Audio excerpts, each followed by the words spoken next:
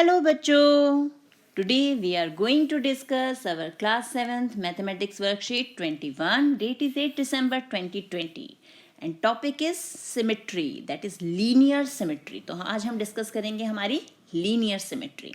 तो linear symmetry discuss करने से पहले हम क्या करेंगे, जो हमें यहाँ पर फिगर्स दी हुई हैं ये सब हम ड्रॉ करेंगे एक पेपर पे और फिर उस पेपर को वर्टिकली यानी इस ढंग से हम फोल्ड करेंगे.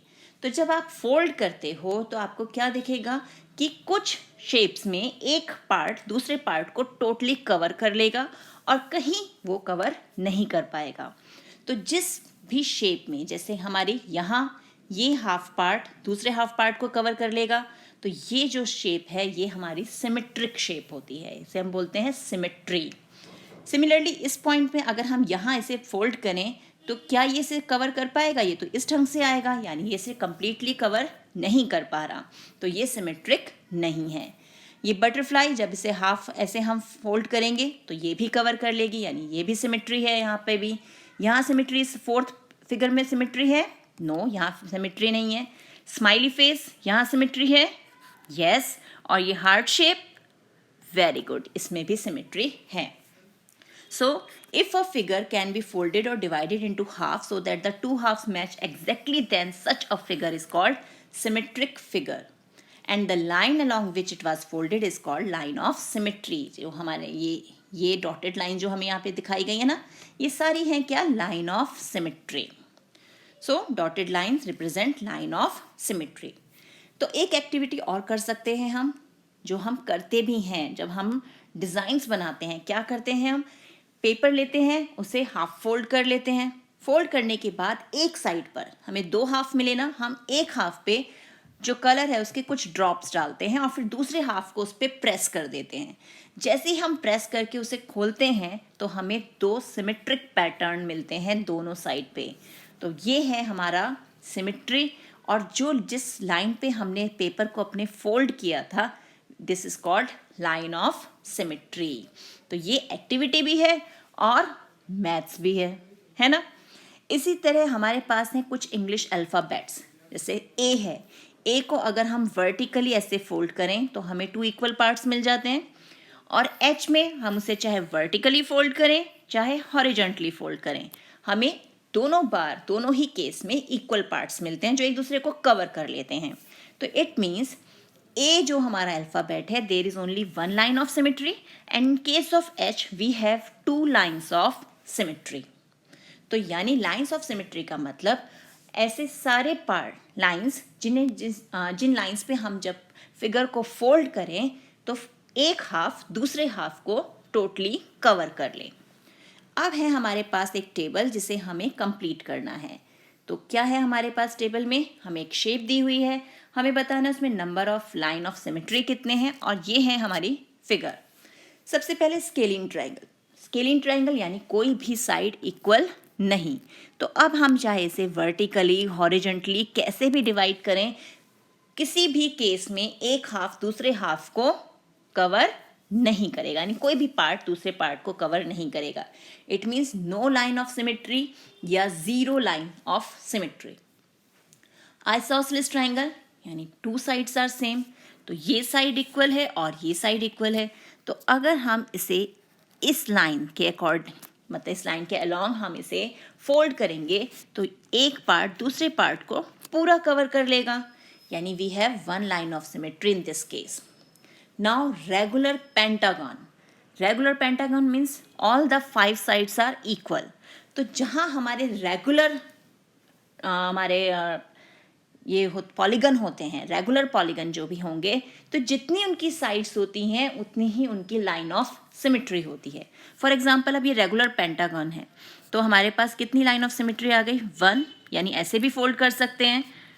2 ये हो गया, 3 ऐसे फोल्ड कर दिया, 4 ये हो गया, 5 ये हो गया, यानी 5 लाइन्स ऑफ सिमेट्री हमारे पास यहाँ पर हैं. इक्विलेटरल ट्रायंगल यानी एक पॉलीगन जिसकी तीनों साइड्स इक्वल हैं. तो अब फिर again we have regular polygon. तो 3 साइड्स हैं तो 3 ही इसकी लाइन ऑफ सिमेट्री हो गई. अलॉन्ग इट्स वर्टेक्स ये हो गए हमारे 3 lines of symmetry. Then square, square की क्या प्रॉपर्टी है, all the four sides are equal. Again we have regular polygon जिसकी फोर साइड्स हैं, तो लाइन ऑफ सिमेट्री भी क्या हो जाएगी 1 2 3 और ये हो गया हमारा 4, यानी लाइन्स ऑफ सिमेट्री हो गई 4. तो अब इससे रिलेटेड कुछ फैक्ट्स देखते हैं. क्या है हमारा fact 1, line of symmetry can be horizontal as well as vertical, कि हमारी हॉरिजॉन्टल यानी इस तरह से भी हम फोल्ड कर सकते हैं और वर्टिकली भी फोल्ड कर सकते हैं. Each regular polygon has as many lines of symmetry as it has sides. तो हमने देख लिया रेगुलर पेंटागन में, हमारे इक्विलेटरल ट्राइंगल में और स्क्वायर में. अब है नेक्स्ट हमारा reflection and symmetry. The line of symmetry is also called mirror line because one of it is the image of the other half. तो हम इसे मिरर लाइन भी बोलते हैं क्योंकि जब हम किसी चीज़ को हाफ करते हैं, ये मिरर लाइन माने, तो हमारा एक पार्ट दूसरे पार्ट का एग्जैक्ट मिरर इमेज होता है, बिल्कुल सेम हमें वो वैसा ही दिखता है. अब है हमारे पास लेट्स प्रैक्टिस, यानी अब हमें कुछ क्वेश्चन सॉल्व करने हैं. Which alphabet will remain same after reflection symmetry? अब हमें कुछ अल्फ़ाबेट्स दिए हुए हैं, हमें बताना है कि इनमें से कौन से सेम रहेंगे आफ्टर रिफ्लेक्शन सिमेट्री. तो इसके लिए हम इसे ड्रॉ करके ही देखते हैं. जैसे अब फर्स्ट अल्फ़ाबेट है हमारे पास आर, तो ये कैसा दिखेगा हमें, ऐसा मिरर में. तो ये सेम रहा नहीं, यानी ये सेम नहीं है. सी मिरर में कैसा दिखेगा, कुछ ऐसा, यानी ये भी सेम नहीं है. एन के लिए, एन हमें कैसा दिखेगा, एन दिखेगा इस प्रकार से, यानी ये भी नहीं है. अब बारी आ गई ए की, तो मिरर में ए कैसा दिखेगा, सेम दिख रहा है, यानी ये है हमारा सेम ऐसा अल्फ़ाबेट जो हमें रिफ्लेक्शन सिमेट्री में भी सेम दिखेगा. देन कम्स टी, तो टी भी हमें कैसा दिख रहा है, सेम एज इट इज़, तो ये भी रिफ्लेक्शन सिमेट्री में सेम रहेगा. तो हो गया ये सॉल्व.